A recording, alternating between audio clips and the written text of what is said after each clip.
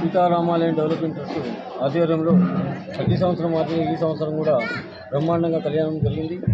భక్తులు కూడా అధిక సంఖ్యలో పాల్గొన్నారు. పోయిన సంవత్సరం కన్నా ఈ సంవత్సరం కూడా అధిక భక్తులు కూడా బాగా సంఖ్యలో పాల్గొన్నారు. మన సీతారామాలయం డెవలప్మెంట్ ట్రస్ట్ సభ్యులందరూ అందరూ సహకరించి వచ్చిన వారికి ఎలాంటి ఇబ్బంది జరగకుండా వారందరూ ప్రోత్సహించి రాముని కృప పాత్రులయ్యి ఇప్పుడు ఏంటంటే ప్రతి సంవత్సరం మాత్రం ఈ సంవత్సరం కూడా బ్రహ్మాండంగా కార్యక్రమం జరిగింది. అందరూ ప్రోత్సహించారు. పోలీస్ శాఖ గారు, మీడియా గారు, భక్తులు అధిక సంఖ్యలో పాల్గొని వారి తీర్థ ప్రసాదం స్వీకరించి ప్రసాదం స్వీకరించారు. ప్రతి సంవత్సరం ఎందుకంటే పోయిన సంవత్సరం కన్నా ఈ సంవత్సరం కూడా సుమారు 1000 మంది ఎక్కువైనట్టు అనిపిస్తుంది. ఎందుకంటే ఈసారి ఎండా అనకుండా మళ్ళీ సండేకి రావడం, భక్తులు కూడా అధిక సంఖ్యలో పాల్గొనరు.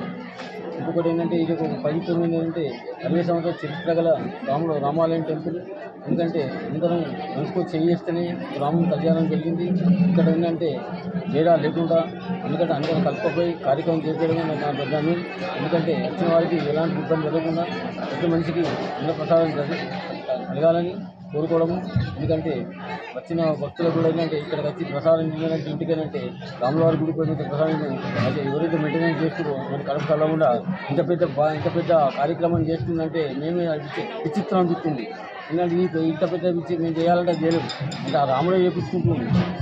14 సంవత్సరాలు వచ్చేందుకు నేను రాములవారి డ్రెస్సు మొదలుపెట్టి 60 సంవత్సరాల చరిత్రలో రాములవారి కళ్యాణం ఎప్పుడైతే నా బాధ్యత వచ్చినప్పుడు నేను సిరిసిల్ల అయినప్పుడు 4 గోడల మధ్యనే జరిగింది కార్యక్రమం. అప్పుడు ఏంటంటే పెద్ద మనుషులు నా చేతికి వచ్చినాక సిరిసిల్ల అనేది రాములవారి గుడి వెలిసినదని తెలవడం జరిగింది. అంతకుముందు ఏంటంటే ఇక్కడ గుడి ఉన్నదంటే ఉన్నది, ఎవరో విగ్రహాలు తెచ్చి పెట్టిరనుకున్నదని స్వయంలో వెలిసిన దేవుడు అని ఇంకా తెలియలేదు. నేను ఎప్పుడైతే వచ్చినాక ప్రతి భక్తునికి తెలిసింది ఇక్కడ రామలక్ష్మణుడు వెలిసి ఉన్నాడు.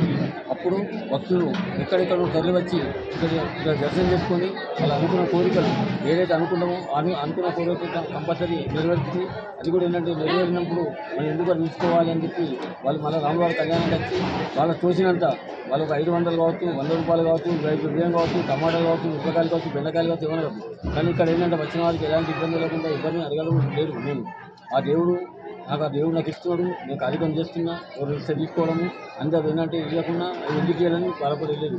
అందరూ సమానమే, అందరూ మంచిగా ఉండాలని కోరుకోవడమే.